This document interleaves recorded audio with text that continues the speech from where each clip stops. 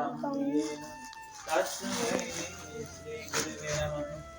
गुरुवे गौरचंद्राय राधिकाय प्रियात्मने श्री श्रीमद्भक्ति वेदांत नारायणी नामिने श्री कृष्ण चैतन्य प्रभु नित्यानंद श्री अद्वैत गदाधर शिवासादि गौर भक्त बिंद। सब लोग बोलो हरे कृष्णा कृष्ण कृष्ण हरे हरे, हरे राम राम राम।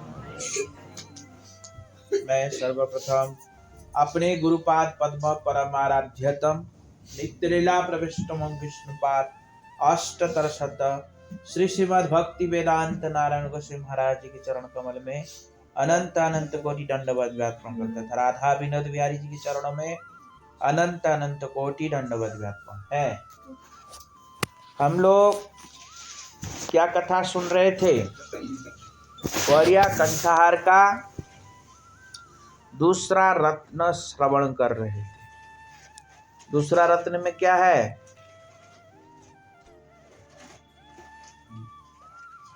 पहला रत्न क्या है? पहला रत्न है गुरु तत्व। दूसरा रत्न भागवत तत्व है। सुन रहे हैं? पता नहीं। दूसरा है भागवत तत्व। अभी हम लोग ये भागवत तत्व सुन रहे हैं। तो भागवत तत्व में भागवत की महिमा का श्रवण किया हम। इसका भागवत की महिमा श्रवण किया। अब बता रहे हैं यहाँ कि भागवत जे नामने से यमन सम तार शास्ता छे जन्मे जन्मे प्रभु यम। जो लोग भागवत को नहीं मानते हैं वो यमन के समान, जिंदा रहते हुए भी यमन के समान है। जो भागवत को नहीं मानता, जिंदा होते हुए भी यमन के समान, मतलब जिंदा होते ही वो मुसलमान है, उनको मुसलमान ही मानेंगे। ऐसे मानने जाएंगे तो हमारा संख्या बहुत कम हो जाएगी। समझ में आया? तो क्या कह रहे हैं? वो जीवित काल में भी यमन के समान है और मरने की बाद तार शास्ता अच्छे जन्म जन्मे नरक। मरने के बाद उसको कितने जन्मांतर तक नरक में रहना पड़ेगा वो ठिकाना नहीं। अच्छा, जीव अनगिनत है, जीव की गिनती नहीं है। कितने जीव है? अनगिनत जीव है जिनको अभी मनुष्य शरीर मिलना भी दुर्लभ है, मिल नहीं पा रहा। हाँ, शरीर के अंदर प्रत्येक एक पार्ट है ना, पार्ट, उनके अंदर भी आत्मा होता है। मालूम है? हाथ है ना, हाथ में भी आत्मा होता है। हाँ, हाथ की आत्मा अलग, पैर की आत्मा अलग। नहीं समझ में आया? सबके आत्मा अलग, और उसमें फिर हमारा आत्मा अलग। हमारा आत्मा जो हमको ये शरीर मिला, इसमें बैठे हैं, वो अलग। इसलिए लोग कहते हैं ना, पैर मर गया, हाथ मर गया। मतलब क्या है? मतलब क्या है? प्रत्येक एक पार्ट का आत्मा है। तो इसलिए फिर मरता मरता मरता मरता कहाँ आता है? लास्ट में आता है, दिमाग मर गया। सबसे लास्ट में कौन मरता है? दिमाग। हाँ, नहीं माता जी? हृदय की दिमाग? दिमाग सबसे लास्ट में मरता है, हृदय पहले मर जाती है। पूरा शरीर मर जाता है ना, दिमाग की मेमोरी लॉस नहीं होता बहुत देर तक। सारा शरीर मर जाने पर भी दिमाग की मेमोरी लॉस नहीं होता। मतलब लॉस नहीं होने के मतलब क्या हो? जिंदा है। जब लॉस हो जाएगा वो मर गया, तब मरता है। तो सबसे लास्ट में दिमाग मरता है, क्योंकि सबसे पहले क्या बनता है? भागवत में बताया ना, सबसे पहले ही शरीर की निर्माण होता है और सबसे लास्ट में शरीर मरता है। नहीं आए समझ में? इसलिए सबसे लास्ट में सर मरता है, क्योंकि सबसे पहले वो निर्माण होंगे, इसीलिए भागवत के अनुसार। तो इसलिए प्रत्येक पार्ट जीवात्मा की कमी नहीं है। तो इसलिए कितने लोग नरक में पड़े हैं, ये भी कोई गिनती नहीं है कि कितने लोग वहां पड़ गए, नहीं समझे? कितने पड़े हैं नरक में, और कितने नरक में भी नहीं जा पा रहे हैं, उनकी सौभाग्य नहीं नरक भी जाने। हो ऐसे ही भटक रहा है, समझ में आया? उनको कुछ मिल ही नहीं रहा है, वो ऐसे ही भटक रहा है। नहीं, जो आपके शरीर के अंदर है, सेल्स, शरीर के अंदर जो हमारे सेल्स है ना, वो उनकी शरीर निर्धारित नहीं है। वो मतलब 84 लाख योनि में नहीं आता हो, समझ में आया? जो शरीर के अंदर खून है ना, खून के प्लेट है ना, प्लेट नहीं है, कितना प्लेट होता है? 2 लाख, 2.5 लाख, 3 लाख प्लेट होता है। तो जितने लाख है ना, वो एक एक सेल्स, एक एक जीवात्मा है, वो समझ में आया? वो एक एक जीवात्मा है। तो वो सब जिंदा होते हैं, मरे हुए नहीं होता। मरा हुआ होता तो फिर कौन डेड कहलाता ना? तो सब जिंदा होता है, और वो जीवात्मा है हमारे शरीर के अंदर निवास करता है। किसके अंदर? शरीर के अंदर। तो उनको वो 84 लाख योनि भी दुर्लभ है, नहीं मिल रहा है।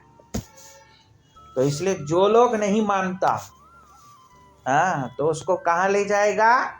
नरक में लेके जाके दंडित करेगा, जो नहीं मानेगा। जो हल्के में लेगा ना, ऐसे तो हम सुनते रहते हैं, हल्के में लेते हैं, उनको कहाँ ले जाएंगे? नरक। जमराज उनको शास्ति करते हैं, दंड देते हैं, ऐसा कह रहे हैं। इसलिए मौन व्रत श्रुत तपो अध्यायनम स्वधर्म आख्याय हरो जप समाध्याय आपवर्गया प्राप्य परम पुरुष ते जितेन्द्रियाणां वार्ता भवन्त्युत न वात्र तु दाम्भिकानां। क्या कह रहे हैं? मोक्ष के 10 साधन होता है। जो लोग मोक्षकामी होते हैं, उनके कितने साधन है? 10 प्रकार के साधन होता है। मौन क्या है? पहला मौन व्रत, और पांडित्य, तपस्या, स्वाध्याय। स्वाध्याय किसको कहते हैं? अपने शास्त्रों को पढ़ना, उसको स्वाध्याय कहा जाता है। स्वाध्याय, स्वधर्म पालन, अपना जो धर्म है उसका पालन करना। स्वधर्म पालन, उसमें गृहस्थ भी आता है, अपनी गृहस्थी का भी पालन करना। स्वधर्म पालन, उसमें भक्ति भी करना होता है, समझ में आया? शास्त्रों की व्याख्या, शास्त्रों की कथा चर्चा भी करनी चाहिए। व्याख्या, एकांत सेवन और जब समाधि आदि। एकांत सेवन मतलब एकांत में जप करना, समाधि लगाना, ये सब ऐसा करके 10 प्रकार का क्या होता है? साधन, मोक्ष के साधन है। परंतु जो गोदास अर्थात जिनकी इंद्रियां बस में नहीं है, उनके लिए ये सब इंद्रियों भोग और जीविका साधन व्यवहार मात्र रह जाते हैं। जो लोग गोदास हैं, उनके लिए ये सब चीज नहीं रहता। उनके लिए क्या होता है? केवल कमाई करो, कमाओ, खाओ और मौज, बस यही रहेगा। तो वो कौन है? गोदास, मतलब केवल भोग में विश्वास रखते हैं। किस में रखते हैं? भोग में, वो भोगी होते हैं। अर्थात ग्राम्य वार्ता से विरत नहीं होता, वो हमेशा ग्राम्य कथा ही कहता रहता। ग्राम्य मतलब फालतू बात, जिस बात का कोई मतलब नहीं वो बात करेंगे।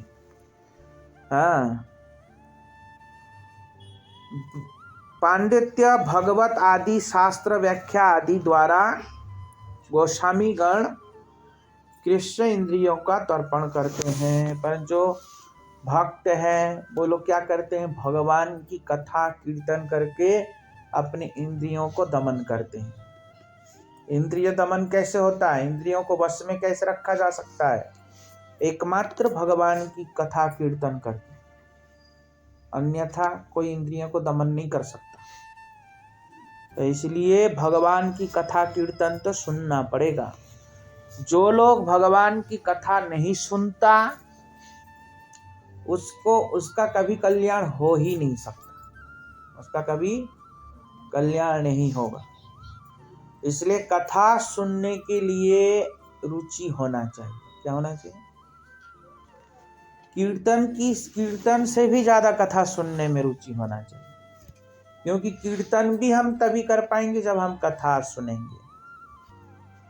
क्या कहा? इस श्रवण कीर्तने प्रभावे स्मरण हइबे। तो कीर्तनेर प्रभावे स्मरण कब होगा? कीर्तन की मतलब जितना हम कथा सुनेंगे तभी तो कीर्तन करेंगे ना।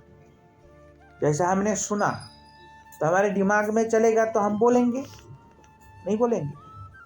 तो जितना हम बोलेंगे उतना हमारा फिर क्या होगा, स्मरण चलेगा। समझ में आया? तो इसलिए कीर्तन और श्रवण ये दोनों चीज करना पड़ेगा, तब जाके वास्तविक में कर सकते हैं, नहीं तो नहीं होगा। कृष्ण इंद्रिय तर्पण व्यक्ति इन सब के द्वारा अपना और अपने परिवार स्त्री पुत्रों की इंद्रिय तर्पण व्यक्ति, जो इंद्रिय तर्पण व्यक्ति है, इन सब के द्वारा अपना और अपने परिवार स्त्री पुत्र की इंद्रिय तर्पण करने की चेष्टा करते हैं। एक तो कृष्ण इंद्रिय तर्पण व्यक्ति हो गया और एक हो गया केवल इंद्रिय तृप्ति व्यक्ति। इंद्रिय तृप्ति व्यक्ति मतलब अपने इंद्रियों की तृप्ति के लिए।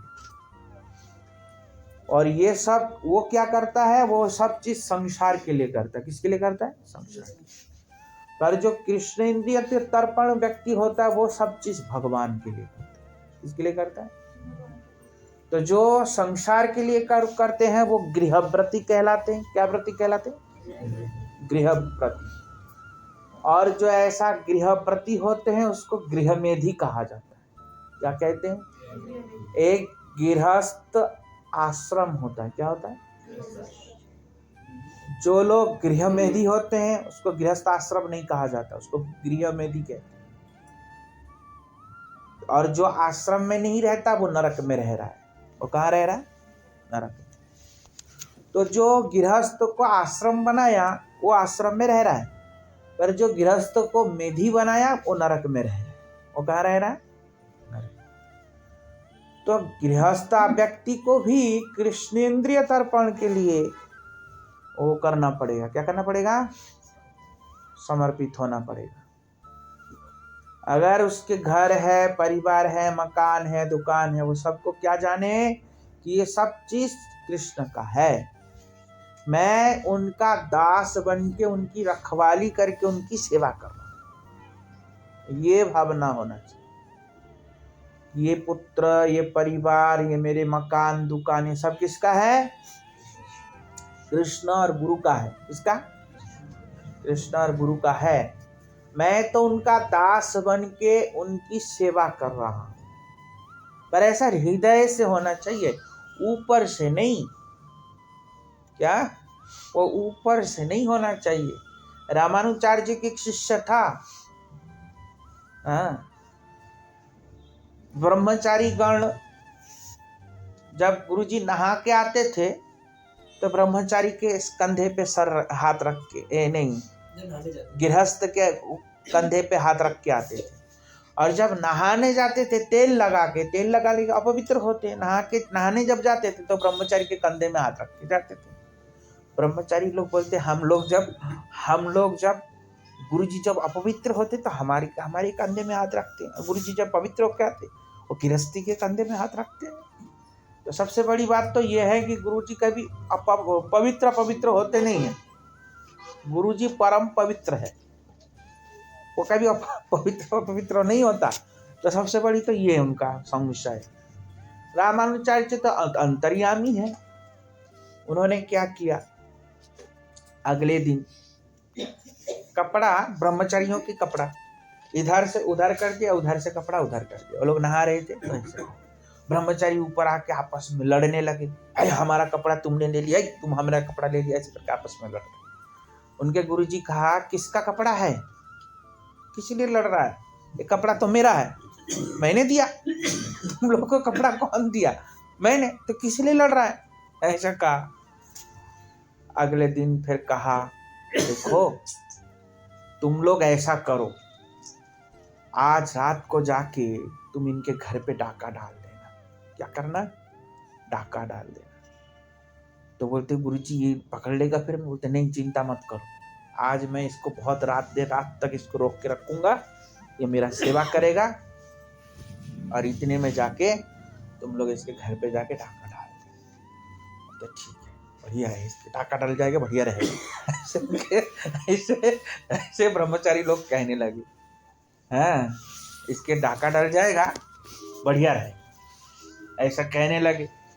और फिर क्या क्या, सारे ब्रह्मचारी लोग आ गए, उनकी पत्नी भी सो रही थी, सारा घर लूट रहे थे। उनका पत्नी देखा, गुरु भाई लोग, ब्रह्मचारी लोग आए, लूट रहे हैं सब घर को। देख करके पत्नी कुछ कहा नहीं, सोचा मठ में जरूरत होगा इसलिए ले जा रहे हैं, ऐसा। और सब चोरी कर लिया। और फिर उनकी पत्नी जो गहना पहनी थी ना, उनको बता, इनको भी क्यों छोड़े, इनको भी ले लो, और उनको भी खोल लिया। और एक तरफ खोल लिया, उन्होंने सोचा दूसरा तरफ और करवट बदल लेता हूँ, दूसरी तरफ भी ले जाएगा खोल के। एक तरफ से ले लिया, दूसरी तरफ, और जैसे करवट बदल इतने भाग गए वो लोग, और भाग गए। फिर उसके बाद उसका पति को वहां से छोड़ दिया और वो आ गया घर पे। तो जब घर पे आ गया तो फिर उन ब्रह्मचारी को कहा, पीछे से जाके देखो क्या वार्तालाप होता है। और ये लोग पीछे से आके वार्तालाप देख रहे थे। इतने में कह रहे हैं, उसकी पत्नी आके कहा, देखो आज एक चमत्कार हुआ। क्या? बोलते कुछ गुरु भाई लोग आए थे चोरी करने, और हमारे यहाँ से सब कुछ ले गया, और मैंने सोचा एक तरफ का ले जा रहा है तो और एक तरफ का ले जाए, इसलिए करवट लिया। इतने में वो लोग भाग गए, ऐसा कहा। तो फिर क्या हुआ, तब वो उनके पति उनको डांटने लगे कि तू लोभी है, तू करवट बदला ही क्यों? क्या, क्यों करवट बदला? तू लोभी है, तू करवट नहीं बदलता तो अपने आप ले जाते, तुम बदल लिया करवट। वो सोचने लगे, जान गए, जाग गए, इसलिए वो लेके नहीं जाता। तो क्यों करवट बदला, ऐसे करके डांटने लगे। ले जाने देता सब चीज, ऐसे कहा। तो मतलब क्या, ये कथा मैंने क्यों सुनाया? हाँ, ये हमारा नहीं कृष्ण का है, तो वो वास्तविक में समझा। तो इसलिए तब उनको बुला के कहा, अब बताओ, तुम लोग एक कपड़े के लिए लड़ने लगे और उसने तो सब कुछ तुमको दे दिया, बताओ तुम कौन श्रेष्ठ है? तुम ब्रह्मचारी हो के तुम श्रेष्ठ है कि वो श्रेष्ठ? समझ में आया? तो गृहस्थ में रह के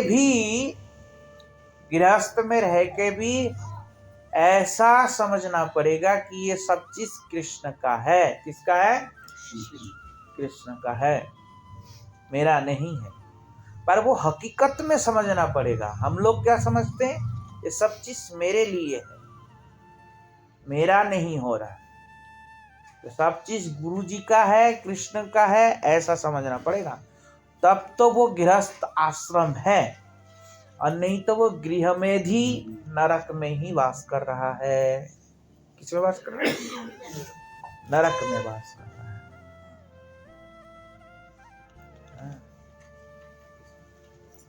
पानी चाहिए?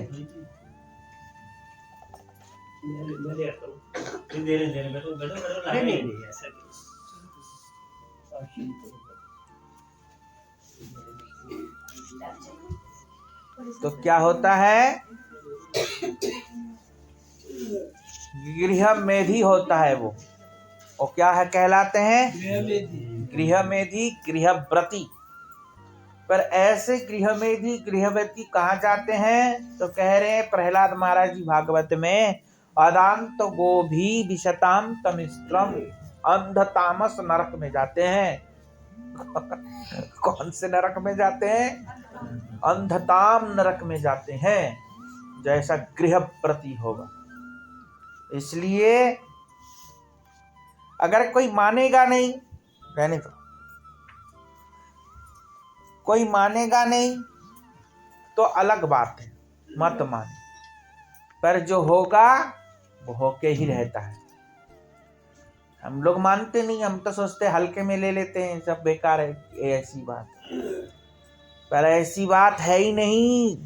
शास्त्रों की एक भी बात आज तक की डेट में कोई एक बात झुठला दो, हम मान जाएंगे।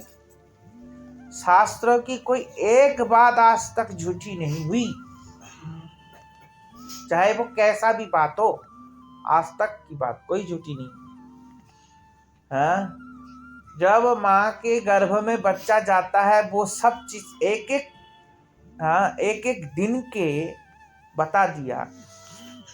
हमारे शरीर में कितने बाल है, जब ये शास्त्र में बता दिया, अरे ये भी सत्य है?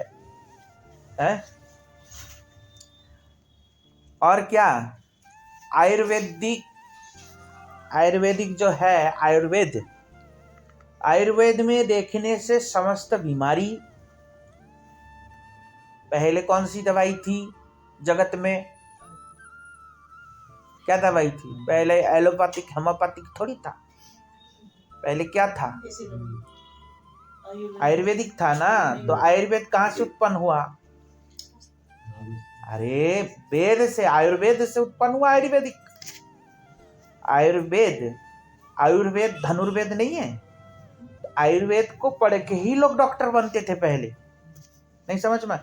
आज भी, आज की डेट में भी आयुर्वेदिक सबसे फास्ट नंबर पे है। एलोपैथिक होम्योपैथिक से भी नंबर 1 फर्स्ट नंबर पे आज भी आयुर्वेदिक है। तो आयुर्वेदिक जो डॉक्टर है, पहले जो डॉक्टरी किया जाता था, तो कहाँ से किया? शास्त्र से किया। जब वो दवाई दे के हम किसी को ठीक कर रहे हैं, वो शास्त्र में लिखा है। जब वो बात सत्य है, तो और जो बाकी बात लिखी झूठ है? समझो एक बात को, जब हम एक दवाई दे रहे हैं, वो भी शास्त्र में लिखा है कि ऐसा ऐसा प्रयोग करो, ठीक हो जाएगा।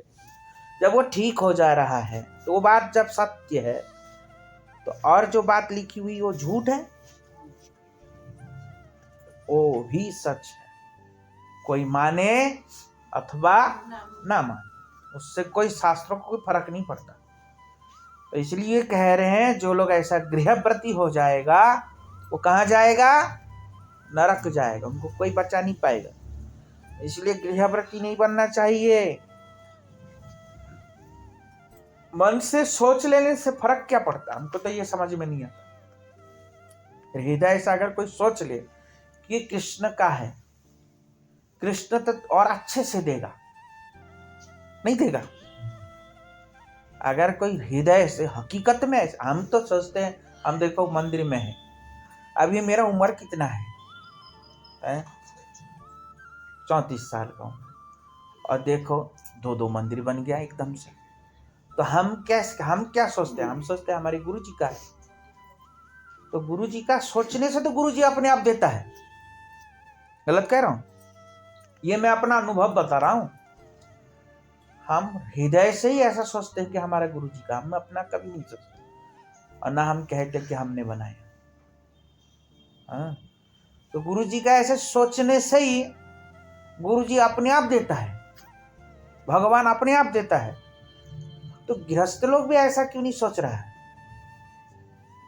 गृहस्थ को भी ऐसे ही सोचना चाहिए। कोई तुमसे छीन थोड़ी लेके चलता है। तो प्रैक्टिकल नहीं ऐसा सोचो, ये सब गुरु और वैष्णव भगवान का है, मेरा नहीं। और जो व्यक्ति जितना देता है वो घटता नहीं, बल्कि बढ़ता है।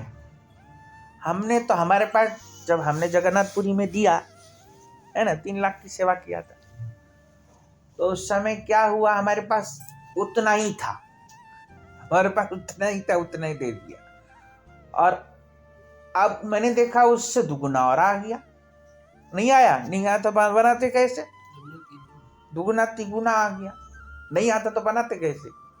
तो कहने की तात्पर्य क्या है, देते हैं तो बढ़ता है, घटता नहीं है। ये सबसे बड़ी बात है। तो इसलिए कभी भी ऐसा तो सोचना ही नहीं कि ये सब चीज हमारा है, हमारे लिए है, ऐसा नहीं सोचना चाहिए। ये सब चीज किसका है? कृष्ण का है। तो भक्ति विनोद ठाकुर कह रहे हैं कि तुम्हार संसारे थाकिया सेवन करीबो, मतलब ये आपका संसार है, मेरा नहीं है। ये किसका संसार है? आपका। और तुम्हारे संसार में रह के मैं केवल तुम्हारा सेवा कर रहा हूं। क्या कर रहा हूं? सेवा। मतलब बच्चे की सेवा कर रहे हैं तो सोच रहे हैं ये भगवान के बच्चे हैं, मैं उनकी सेवा कर रहा हूं। अपना बच्चे को ऐसा, तो अपने बच्चे को भगवान का सोचो, सबको भगवान का सोचो, भगवान ने दिया है हमको, ऐसा सोचो। ऐसा सोचने में परेशानी क्या है? कोई परेशानी नहीं।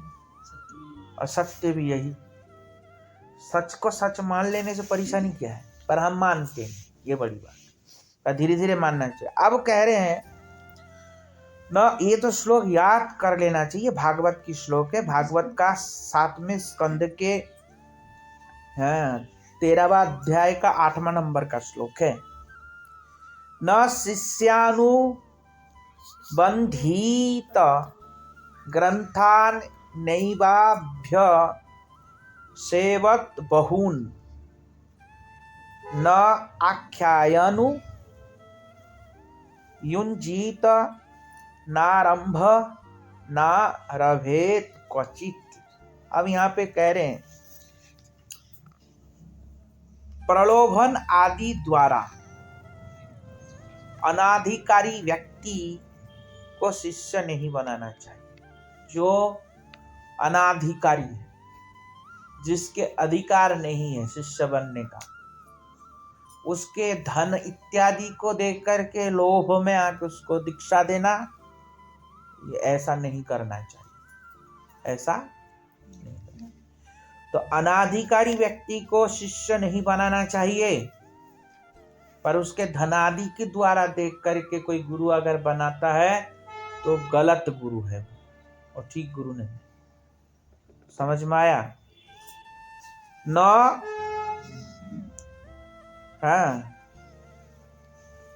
और शास्त्र व्याख्यान द्वारा क्या कह रहे हैं?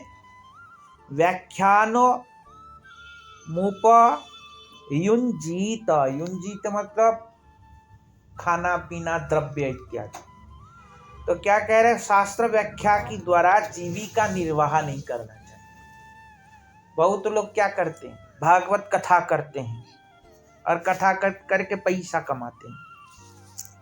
भागवत में साप मना है, आप बताओ।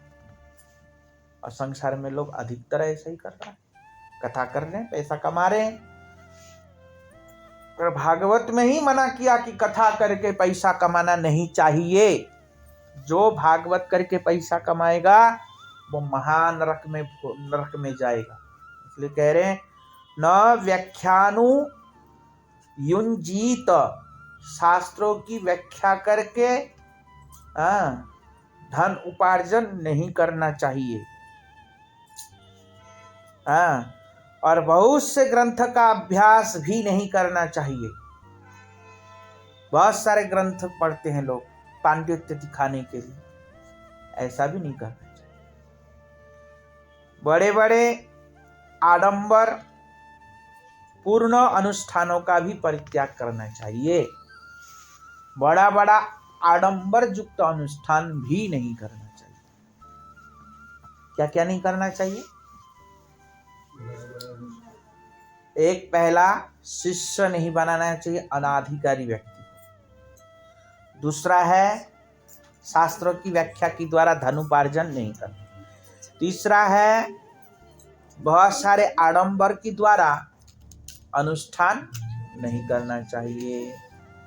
ये 3 बात व्यक्ति को मानना चाहिए। और क्या कह रहे हैं?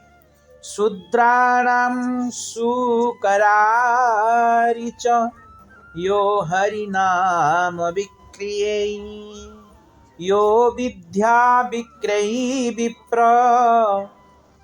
विषहीन यथो रोगः। अब यहाँ पे कह रहे हैं क्या? चुप रहो, सुनो ध्यान से। क्या कह रहे हैं? शूद्राणाम सुपकारी, जो विष्णु सेवा रहित, जो विष्णु सेवा रहित है वो शूद्र है। शूद्र किसको कहते हैं? शूद्र किसको कहते हैं? जो विष्णु सेवा से रहित है वो शूद्र है। तो शूद्रों के द्वारा रसोई बनाया हुआ खाने से, हरिनाम और विद्या को बिक्री करने से वो विप्र नहीं कहलाता, वो नाम मात्र विप्र होता है। वो विप्र होने पर भी वो विप्रत्व नहीं रहता, नष्ट हो जाता। हरिनाम को बेचने वाला, क्या क्या करने वाला? हरिनाम को बेचने वाला और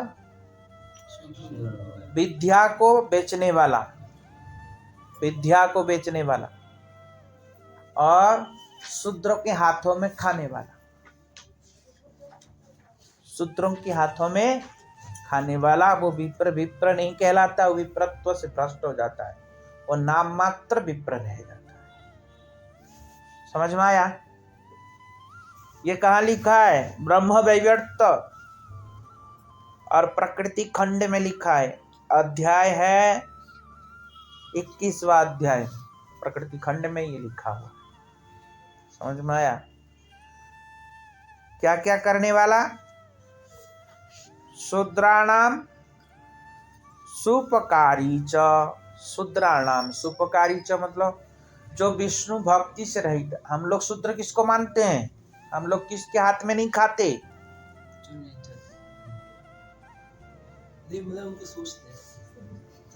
हम लोग किसको मानते? मैंने ये बोला। तो फिर हम लोग जाति वर्ग को नहीं मानते। समझ में आया? तो शूद्र का मतलब पहले ये जानना चाहिए, प्रत्येक व्यक्ति शूद्र है, कोई ब्राह्मण नहीं, कोई क्षत्रिय नहीं, प्रत्येक व्यक्ति शूद्र है।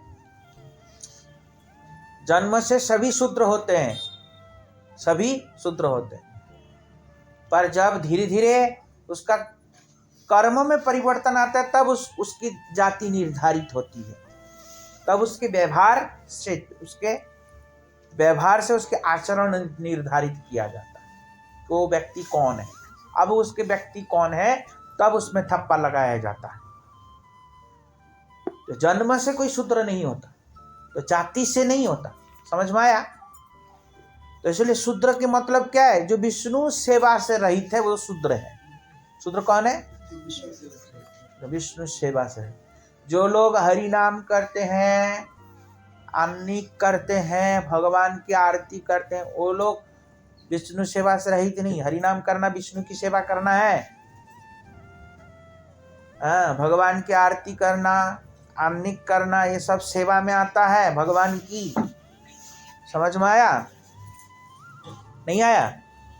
त्रिसंध्या इत्यादि आन्निक जो करते हैं उसको विष्णु सेवा बोला जाता है। तो जो विष्णु सेवा से रहित है उसको शूद्र कहा जाता है। क्या कहा जाता है? शूद्र। ऐसे शूद्रों के हाथ में जो खाता है, इसलिए हम लोग, भंडारा होता हम खाते ही नहीं।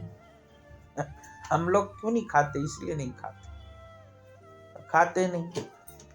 भंडारा होता है, लोग लेके आते हैं, हम नहीं खाते, तो इसलिए नहीं खाते। अब वो लोग बोलते खाओ महाराज खाओ, हम नहीं खाते।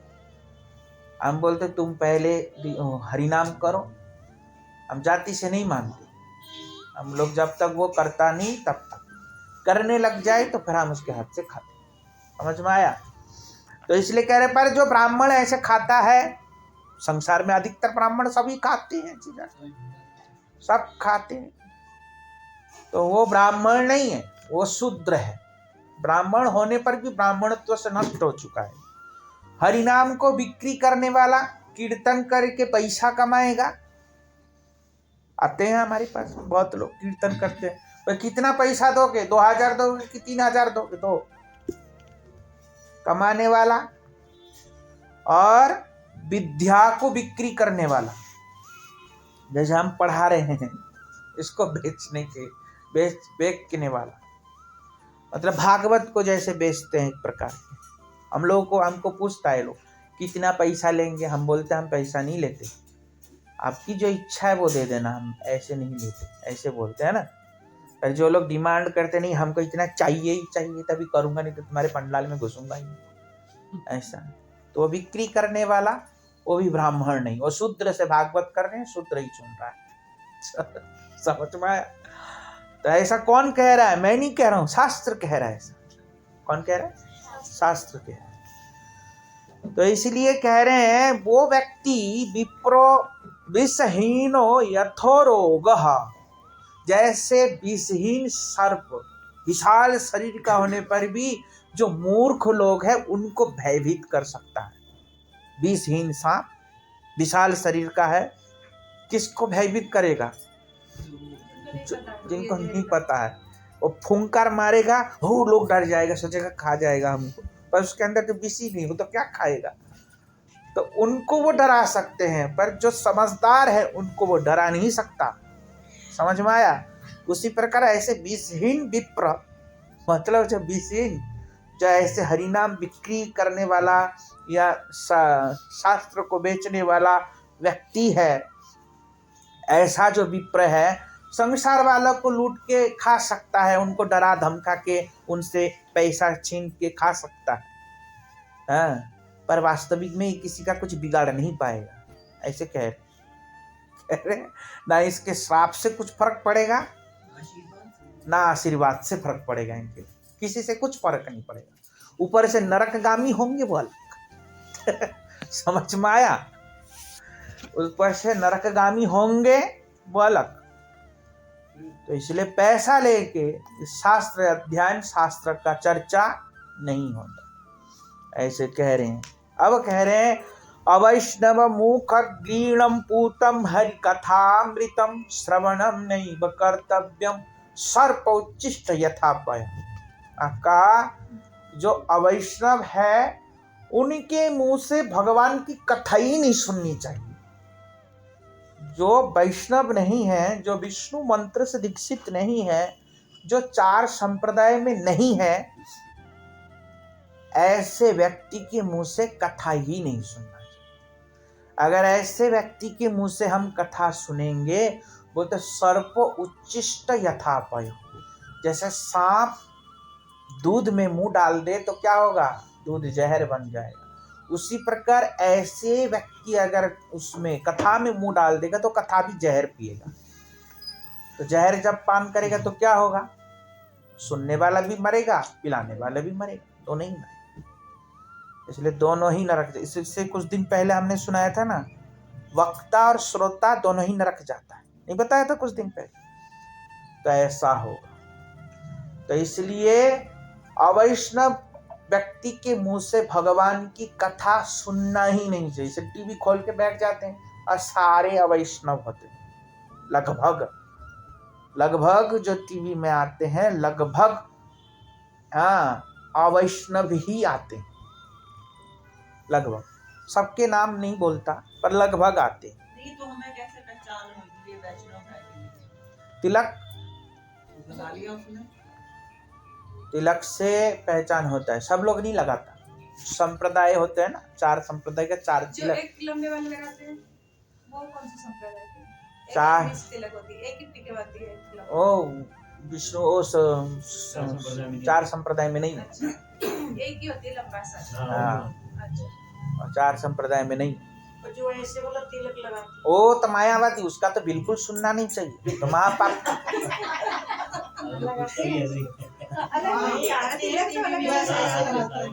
वही तो मायावादी, उनकी तो कथा बिल्कुल सुनना नहीं चाहिए। राक्षस। देखो काली के गले में माला है ना, मुंड की माला, काली के गले में मुंड की माला है, उसके सर पे जो तिलक होता है कौन सा होता है? ऐसे वाला ये। तो वही होते हैं वो। तो उनके कथा सुनोगे तो वही गला कटेगा आपका, काली गला काट बैठ के। एक वाले में नहीं, जब एक वाला टीका आप मुझे लगाते हैं वही वाला नहीं समझे? तो देवी काली क्या करेगी, जो ऐसे कथावाचक है उन सबके गला काट काट के पहनती। उनके गले में देखो वही यही वाला तिलक होता है। कभी देखा ऐसा तिलक होता है? देखा कभी काली के गले में माला होता है ऐसा तिलक देखा? नहीं। यही वाला होता है। हाँ, यही वाला। तो यही वाला तिलक कौन लगाता है? भोलेनाथ की भी तो वही। तो भोलेनाथ के भक्त लोग लगाते, भोलेनाथ नहीं लगाते। तो उनको भी तो लगाते हैं लोग। वो मूर्ख लोग है, जानते नहीं है। वास्तविक में भोलेनाथ ये तिलक नहीं लगाते, विष्णु तिलक लगाते। क्योंकि भोलेनाथ भागवत, आप ब्रह्मा जी की दाढ़ी, ब्रह्मा जी की दाढ़ी जो भी फोटो चित्र हम देखते हैं उसमें तो वो गलत, जानते नहीं है ना। ब्रह्मा जी की दाढ़ी जितनी भी फोटो देखो सब दाढ़ी, हाँ, दाढ़ी वाले बाबा। पर भागवत में ब्रह्मा जी की दाढ़ी नहीं है। ब्रह्मा जी जन्म से बुढ़ा, अच्छा। ये टीवी वाले दिखाते हैं, हाँ, वो जन्म फोटो वाले दिखाते हैं। पर भागवत में जन्म से बुढ़ा नहीं बताया। भागवत में तो ये बता ब्रह्मा जी के अभी कितनी आयु हो गया? 51 चल रहा है। ये ब्रह्मकुमारी वाली जो जाते हैं। वो भी मायावादी है, उनका तो बिल्कुल मत सुनना। नहीं, सफेद पहले तो हम टीवी के सुनते थे। नहीं समझे? सुनो ध्यान से। तो क्या बोला था? क्या बोला था? हाँ, ब्रह्मा जी की दाढ़ी। अब ब्रह्मा जी की दाढ़ी टीवी में दिखाते हैं, फ्रिज में दिखाते हैं ब्रह्मा जी की दाढ़ी, पर वास्तविक में ब्रह्मा जी की दाढ़ी नहीं है। ब्रह्मा जी हमेशा 16 वर्ष के दिखाई देता है। अच्छा। और उनके दाढ़ी भी नहीं, मूछ भी नहीं। ब्रह्मा जी बूढ़े ही नहीं होते, समझ में आया? हमेशा 51 के हो गए, अभी भी वो हमेशा 16 वर्ष के बच्चे दिखाई देता है, ऐसा भागवत में लिखा है।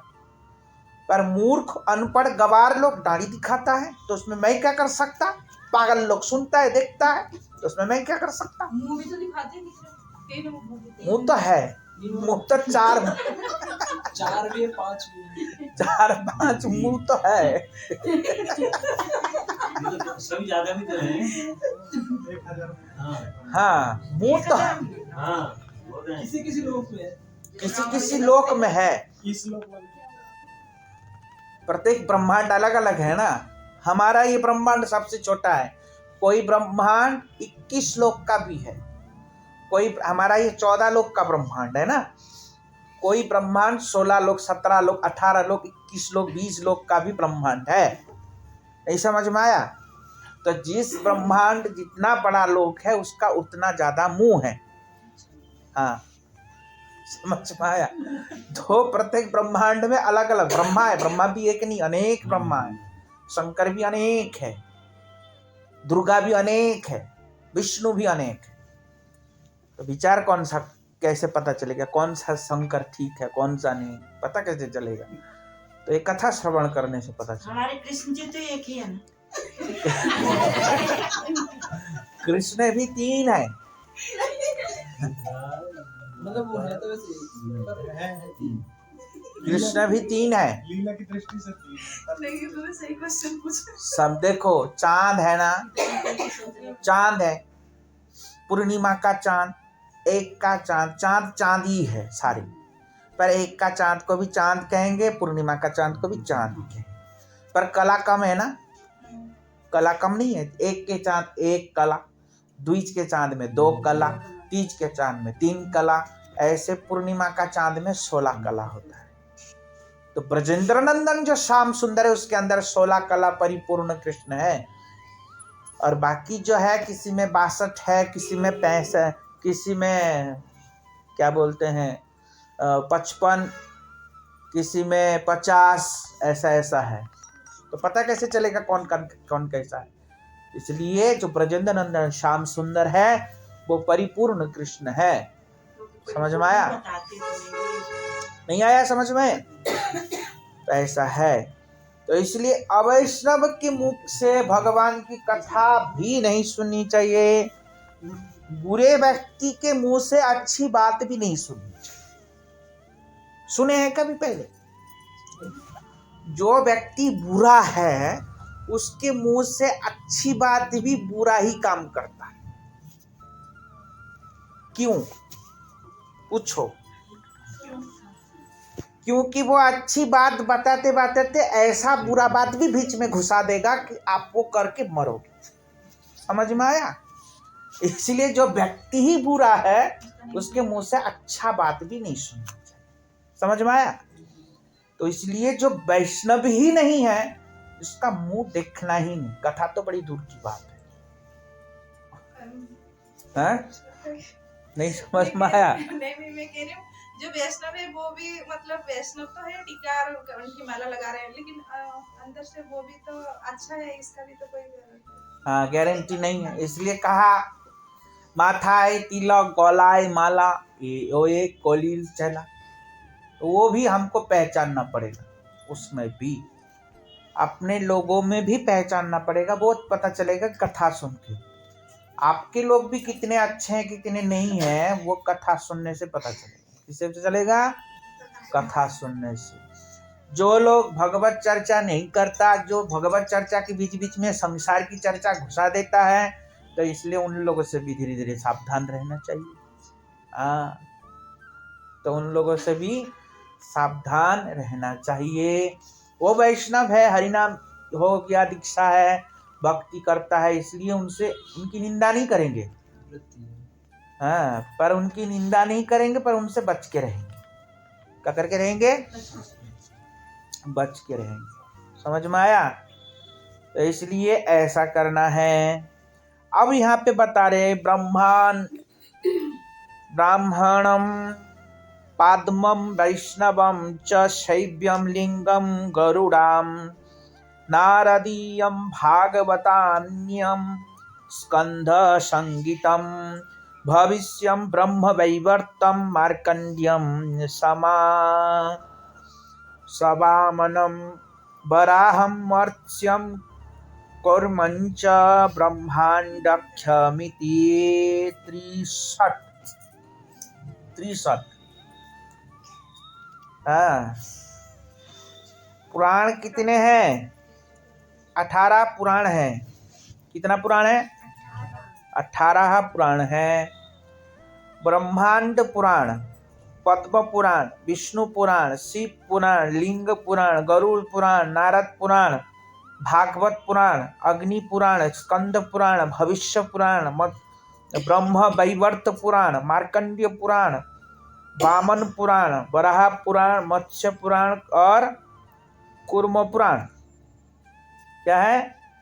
मत्स्य और कूर्म पुराण और ब्रह्मांड पुराण। ये टोटल कितने पुराण हैं? 18 पुराण। तो 6 पुराण जो है सात्विक है, 6 पुराण राजसिक है, 6 पुराण तामसिक है। अब बता रहे हैं वैष्णव नारदीयंच यथा भागवतम शंभुम गरुड़ंच तथा पद्मम वराहम शुभ दर्शने। अब यहाँ पे बता रहे हैं शुभ दर्शन मनीषी गण 18 पुराण के अनुसार गणना किया कौन सा सात्विक है, कौन सा राजसिक, कौन सा तामसिक। अब बता रहे हैं विष्णु पुराण, नारद पुराण और मंगलमय भागवत पुराण, गरुड़ पुराण, पद्म पुराण और वराह पुराण, ये 6 पुराण जो है सात्विक पुराण है। कौन सा पुराण है? सात्विक। और ब्रह्म वैवर्त पुराण, मार्कंडेय पुराण, भविष्य पुराण, ब्रह्मांड और वामन और ब्रह्म पुराण, ये जो 6 है ये राजसिक पुराण। कौन सा? राजसिक। और मत्स्य, कूर्म, लिंग, शिव, स्कंध और अग्नि पुराण।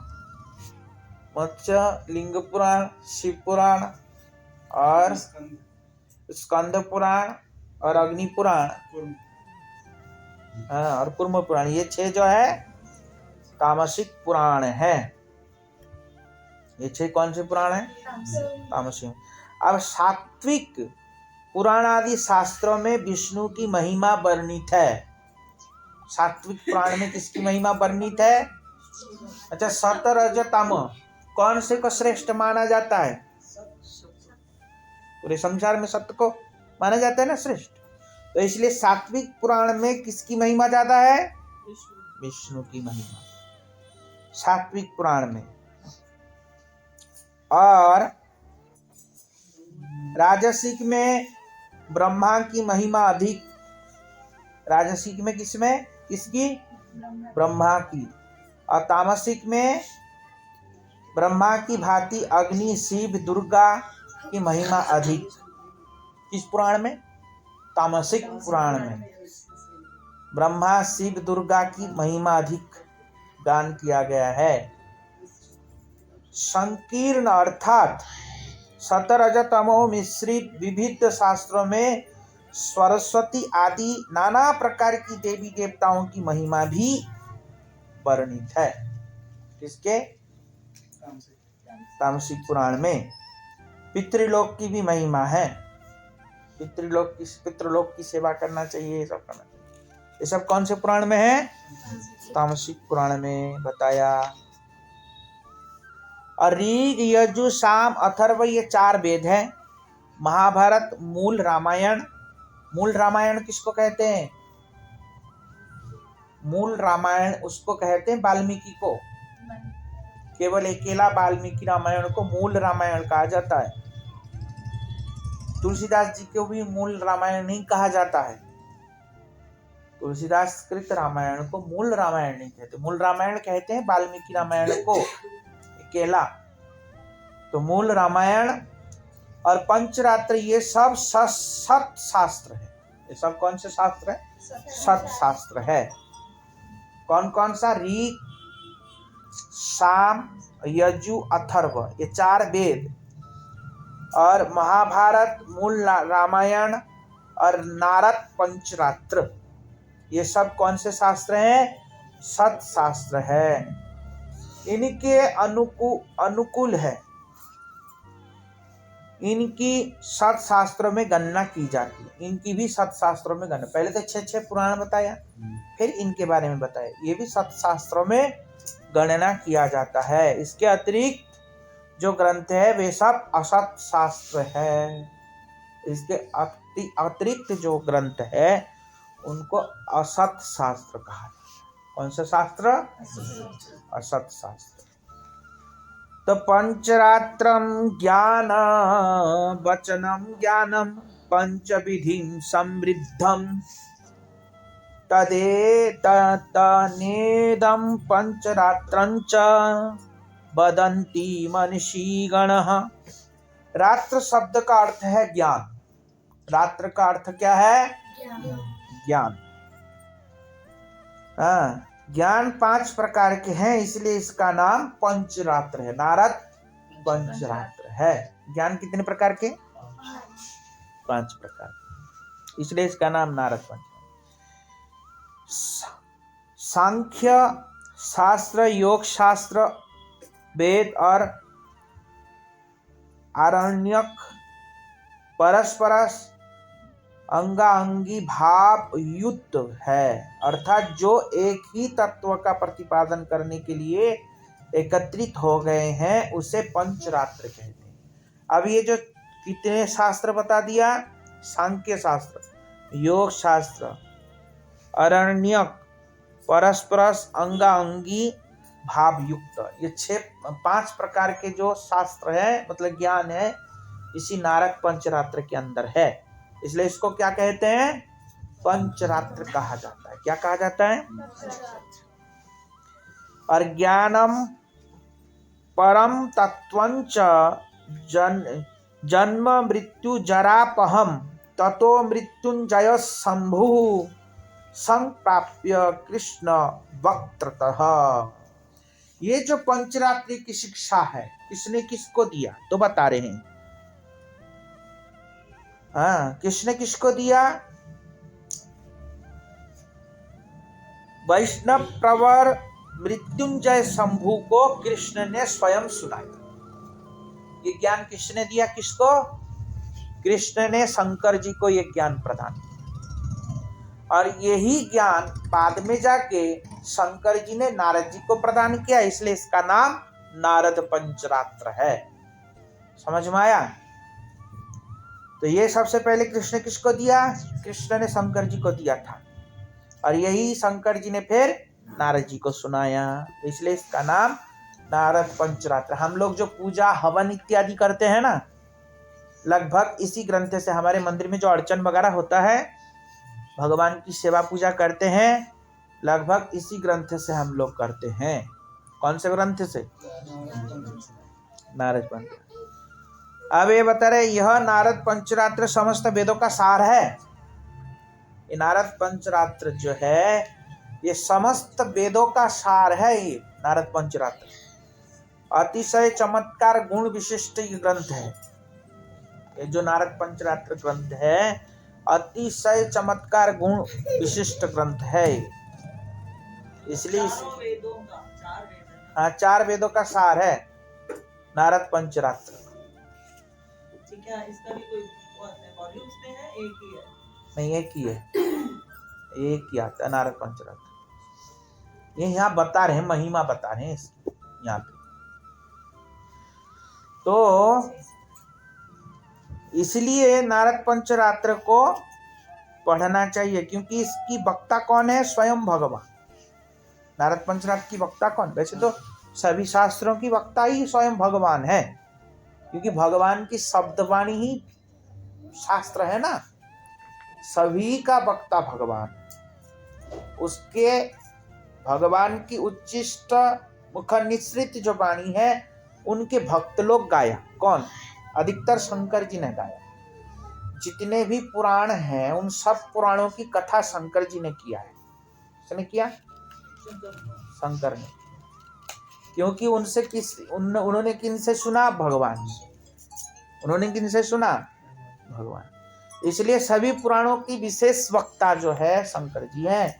पार्वती जी को गोदी में बिठा के शंकर जी सभी पुराणों की कथा किया है। रामायण भी शंकर जी ने सुनाया पार्वती जी को, भागवत भी शंकर जी ने पार्वती जी को सुनाया, स्कंद पुराण भी शंकर जी ने सुनाया, ब्रह्मवैवर्त पुराण भी शंकर जी ने पार्वती जी को सुनाया। ब्रह्मवैवर्त पुराण, सब पुराणों की कथा लगभग शंकर जी ने पार्वती जी को सुनाई। अब ये नारद पंचरात्रि की जो कथा है, ये किसको सुनाया? शंकर जी ने नारद जी को सुनाया। समझ में आया? तो इसलिए शंकर जी वैष्णव प्रवर शंभु है, भक्त है भगवान के परम। इसलिए शंकर जी का भी ये तिलक नहीं लगाता। शंकर जी कौन से तिलक लगाते हैं? उद्धव पुंड्र तिलक लगाते हैं शंकर जी। ये जो शंकर जी की उपासना करते हैं, वो लोग लगाते हैं।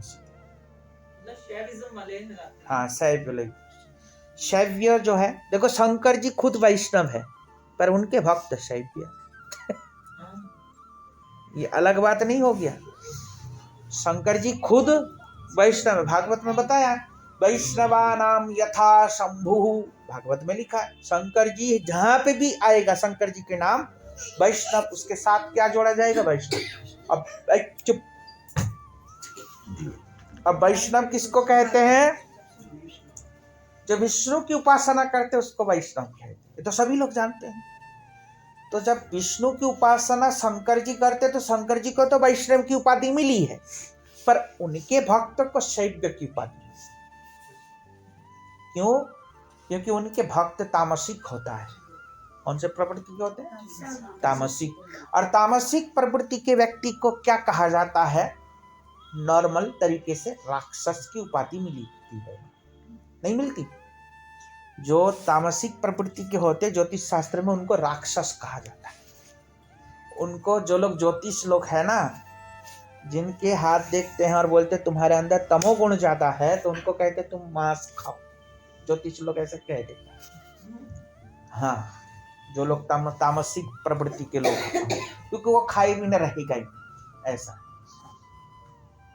कहते हैं ज्योतिष लोग। तो कहने की तात्पर्य क्या है? तामसिक प्रवृत्ति राक्षस की उपाधि होता है। किसकी उपाधि होती है?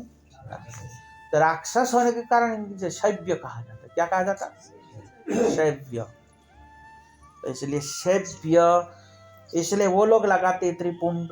और जो देवी काली के गले में माला होता है वो भी त्रिपुंड होता है, उसमें विष्णु तिलक नहीं होता।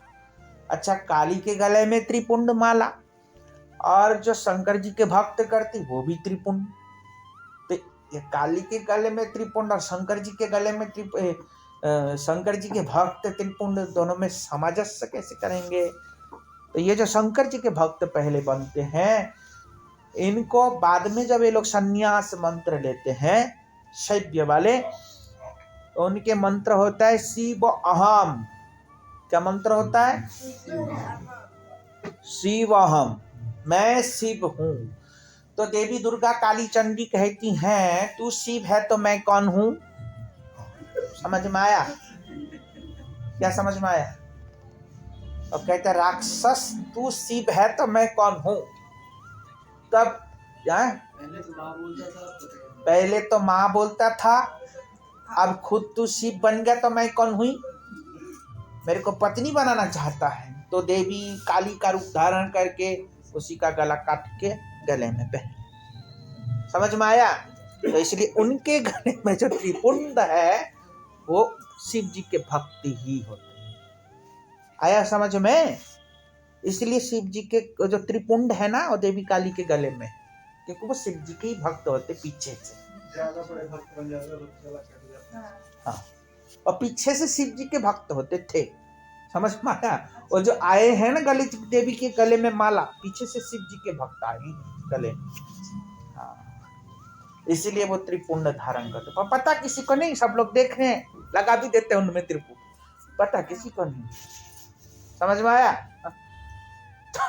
शिव जी को बनना मतलब कभी नहीं कटेगी, ऐसा वो शिक्षा ही ऐसी मिलेगी, शिक्षा ही ऐसी मिलेगी आगे जाके उनको। शंकर जी के जितने भस्मासुर लगाइए करते हैं, आप देखना, नोटिस करना।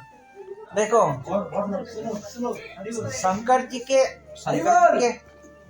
जी के अधिकतर उपासना करने वाले कौन निकले हैं? शंकर जी के जो उपासना करने वाले अधिकतर कौन निकले हैं? राक्षस ही है।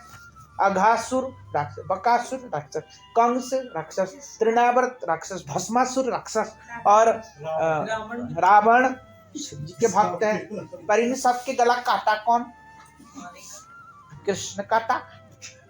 या तो माँ काट देती है, नहीं तो बीच में कृष्ण घुस काट देता है। समझ में आया?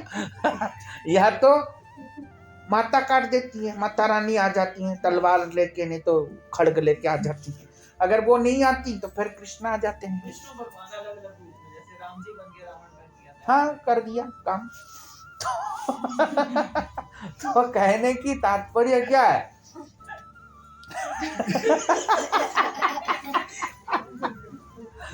समझ में आया? तो इसीलिए शंकर जी की उपासना अगर निस्वार्थ भाव से कोई करता है तो फिर क्या होता है? उसको शंकर जी कल्याण करता है, फिर उसको शंकर जी कृष्ण भक्ति में छोड़ देता है। कोई निस्वार्थ कर, कोई संसार की भोग की इच्छा से शंकर जी की पूजा करते, शंकर जी उसको दुष्ट बना देता है। आया समझ में? शंकर जी की उपासना पूजा रावण ने की शक्ति पाने के लिए, 10 सर पाने के लिए। समझ में आया? तो 10 सर पाने के लिए, शक्ति पाने के लिए, और क्या, महल पाने के लिए। तो शिव जी ने दिया और दे करके उसकी बुद्धि भ्रष्ट करके राक्षसी बना। समझ में आया? कहते जा लेकर के नासी ही हो जाए ला। तो ये पर जो शंकर जी की निस्वार्थ भाव से उपासना करते हैं तो शंकर जी उसको उठा के विष्णु भक्ति में छोड़ देता है। आया समझ में? हाँ, शंकर जी भी कृपा करते हैं, ऐसी बात नहीं है। पर निस्वार्थ अगर कोई करता है तो उसको विष्णु भक्ति में छोड़ेगा ही, क्योंकि शंकर जी भी भक्त है ना। इसलिए। गुरु जी आपसे मिलने से पहले मैं शंकर जी से प्रार्थना करता था। अच्छा, तो जो इसमें कह रहे हैं जो लोग, चुप रहो, इसमें कह रहे हैं जो लोग इसी प्रवृत्ति के लोग हैं वो लोग जाते हैं, क्योंकि जो कर्मी लोग है कर्म की फल की कामना से कर्म करता है। कर्मी लोग क्या करते हैं? कर्मी की फल पाने के लिए ही कर्म करते हैं, नहीं करते हैं? तो ऐसे लोग ही इस तरफ जाते हैं। किस तरफ? शंकर, दुर्गा, काली, चंडी में फंसे रहते हैं, हाँ, माया के जाल में। पर जो लोग भगवान की सेवा के लिए आते हैं वो लोग डायरेक्ट इधर ही आ जाते हैं।